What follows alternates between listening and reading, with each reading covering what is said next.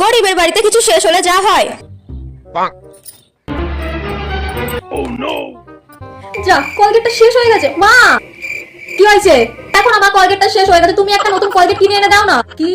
এখন আমি বাজার যাব তোর জন্য কলগেট কিনতে? হ্যাঁ প্লিজ মা, এইবার একটা বড় কলগেট আনবা। এইটুকুটুকু কলগেট কে এনে দেয়? কতদিনই বা যাই বলো তো, এক সপ্তাহ যায় না ঠিকঠাক। এবার তুমি আমাকে একটা বড় কলগেট এনে দেবা।